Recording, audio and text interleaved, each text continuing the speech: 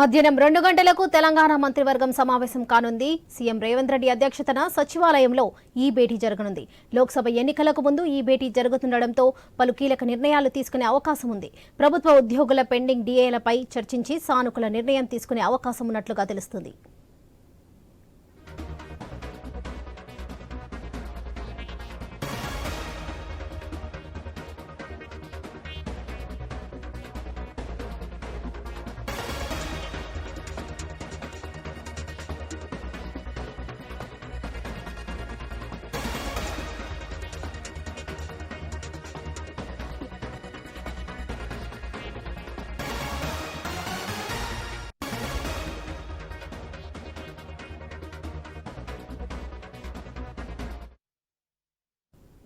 మధ్యాహ్నం 2 గంటలకు తెలంగాణ మంత్రివర్గం సమావేశం కానుంది. సీఎం రేవంత్ రెడ్డి అధ్యక్షతన సచివాలయంలో ఈ భేటీ జరగనుంది.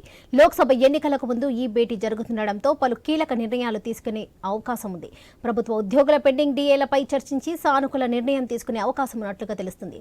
ఇంక ఇదే విషయంపై మరింత సమాచారం మా స్పెషల్ కరెస్పాండెంట్ సునీల్ అందిస్తారు. సునీల్, చెప్పండి.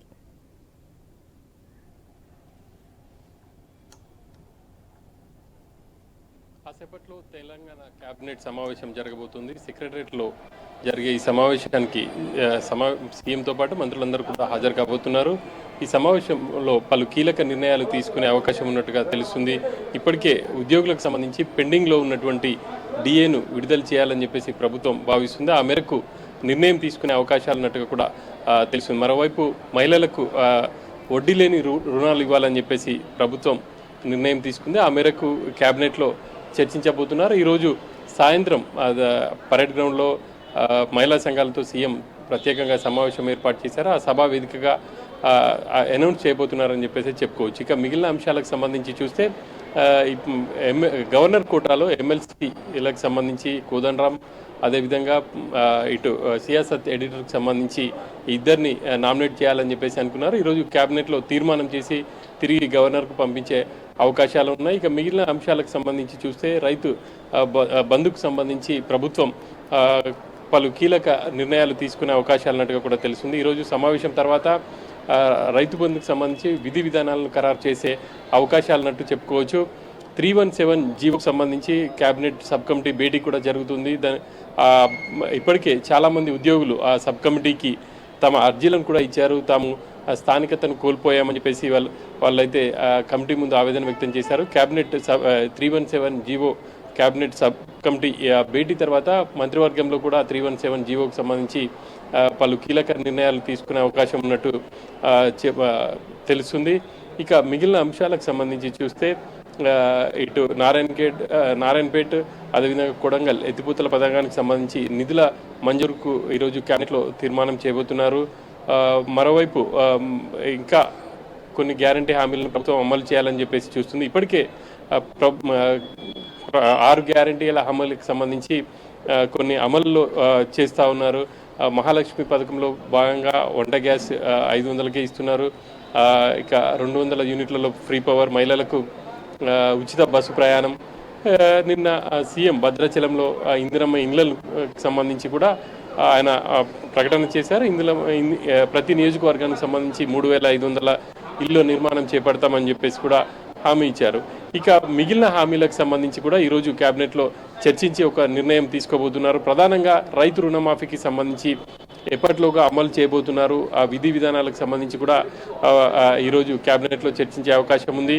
ధరణికి సంబంధించి ఇప్పటికే కేబినెట్ ఒక సబ్ కమిటీ వేసింది. ఆ సబ్ కమిటీ నిర్ణయం మేరకు ఇప్పటికే అన్ని జిల్లాల్లో కూడా దరఖాస్తుల పరిశీలన వేగవంతంగా జరుగుతుంది. ఇక రాబోయే రోజుల్లో ధరణికి సంబంధించి ఎలా ముందుకు వెళ్ళాలి, ధరణి సాఫ్ట్వేర్ని కూడా అప్డేట్ చేస్తామని చెప్పేసి ప్రభుత్వం చెబుతుంది. కాబట్టి వాటికి అన్నిటికి సంబంధించి ఒక కీలక నిర్ణయం అయితే తీసుకోబోతున్నట్టుగా కూడా చెప్పుకోవచ్చు.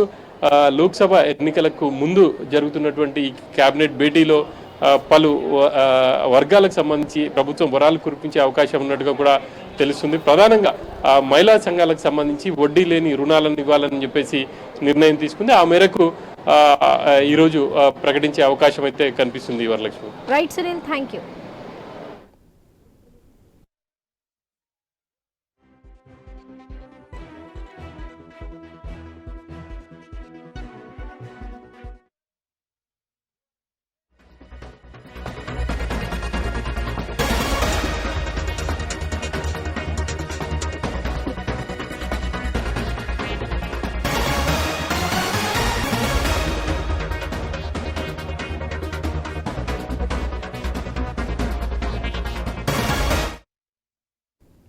మంత్రి దామోదర్ రాజనరసింహ అధ్యక్షతన సచివాలయంలో 317 జీవోపై కేబినెట్ సబ్ కమిటీ సమావేశమైంది. ఈ సమావేశంలో కమిటీ సభ్యులు మంత్రులు పొన్నం ప్రభాకర్, శ్రీధర్ బాబులు పాల్గొన్నారు. వివిధ శాఖల ఉన్నతాధికారులు కూడా ఈ సమావేశంలో పాల్గొన్నారు. 317 జీవోపై కేబినెట్ సబ్ కమిటీ చర్చిస్తుంది.